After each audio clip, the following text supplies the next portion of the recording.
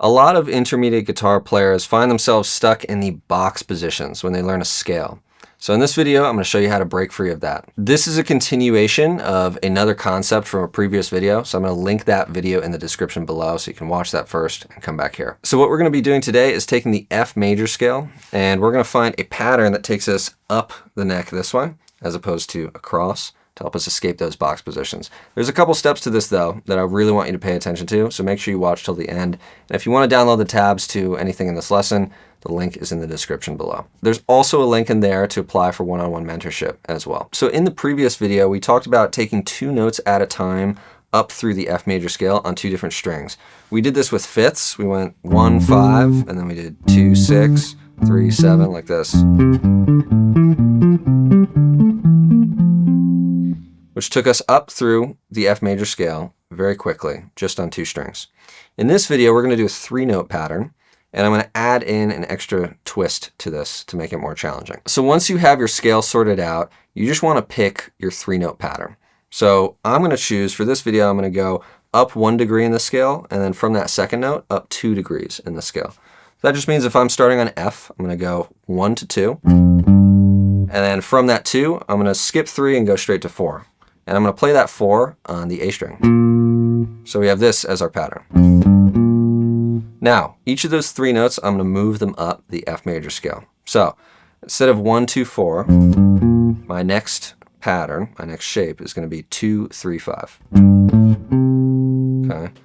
Then from there, 3, 4, 6, 4, 5, 7, 5, 6, 1, 6, 7, 2, 7, 1, 3. If the numbers are too much to think about right now, don't worry about it. Just worry about finding where that F major scale is on each of those strings and follow it up the neck. Now, what I really want to do to get the most out of this is go from the absolute lowest note in the scale on that string to the absolute highest note in the scale on that string. So it's going to be hitting the entire range of the guitar, and then I'm going to come back down. Make sure I get everything out. Okay, so I'm going to do this on each set of strings. Let's start with the E and the A string. So it's going to look like this.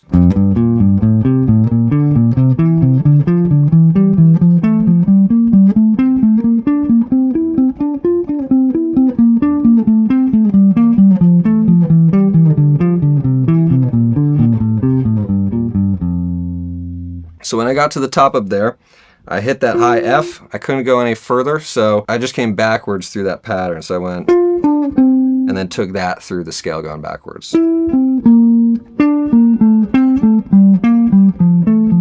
Now, as you're doing this, what you want to pay attention to is where your root is, where your F is everywhere. That would be like the first step and the first thing to see, because everything's going to relate back to the root. You want to keep yourself grounded, know where you are, wherever you end up.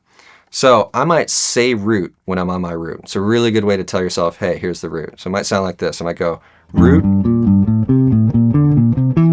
root, root, root. And you can do the same thing going backwards. The other thing to note is the way that I'm playing it, like the fingers that I'm using, doesn't matter too much. What matters more is the visual that you're building. So let's try this on the next set of strings here, the A and the D string. I'm going to find the lowest note on the A string in F major. And, you know, I could do the open string, but I'm going to just start right here. I think this makes more sense.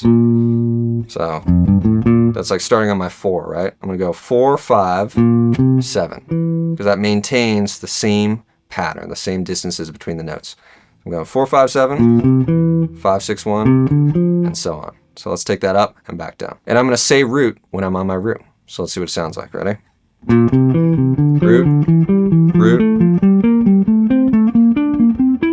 root, root, root,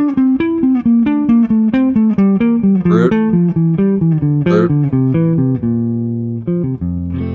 Yeah. Root, root, root, root, root, root. It's like a dog barking. I'm going to stop saying root because my cameraman is dying of laughter over here and we got to get through this video. But you can say root when you do this. Here we go.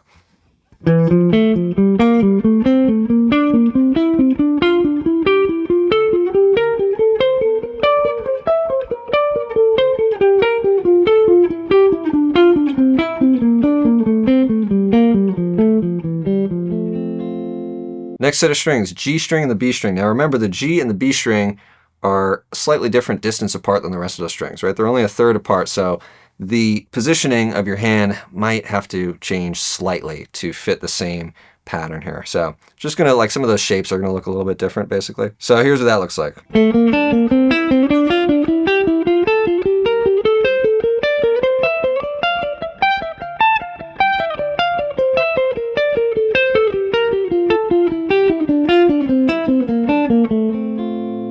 Last set of strings, here we go.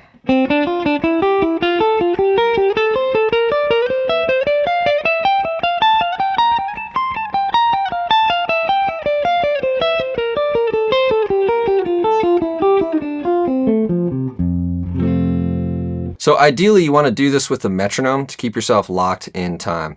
You also find that, like, it gets kind of tricky when you get way up here, especially if you're using a guitar like this. Like, my knuckles kind of hit the guitar. So don't worry if it's like not super clean when you get up there. Again, this is more for the visual. You want to pay attention to where your root is throughout this. So now this is a really good way to tie it back in with your box positions if you're used to playing the scale in those like caged shaped positions. What we're gonna do is I'm gonna kind of randomize where I stop myself in the middle of the neck. So I'm gonna start going up and I'm just gonna tell myself to stop randomly. And as quick as possible, I wanna be able to catch my footing. I wanna be able to figure out what's my cage shape in the position I just stopped in, and can I quickly play the scale then going across in that position to see if I really know where I am on the guitar. Okay, so let's try it. I'm gonna start going up. I'm gonna tell myself to stop. Okay, you can do this with a friend too if you practice with a friend. All right. Stop. So I know I'm in the C shape. Okay, let's keep going up. Stop. All right, G shape. All right, and you can do that on any set of strings. So that's a really good way to double check and make sure you really know where you are on the guitar. You'd be surprised at how little of the time you actually know where you are. One other thing you can add into this, I know I went up saying root, but if you want to get really good at targeting your other intervals as well, like maybe your thirds or your fifths, like your chord tones, you can do the same thing with that. Like you can say third when you're on your third and say fifth when you're on your fifth. That will really show you that you know where you are as well. Now, this last step here, I'm just gonna take it through a backing track and show you what it might sound like when I actually take these patterns into the context of an improvisation. The whole objective just being trying to move up and down the neck as much as I can and see if I can improvise with it.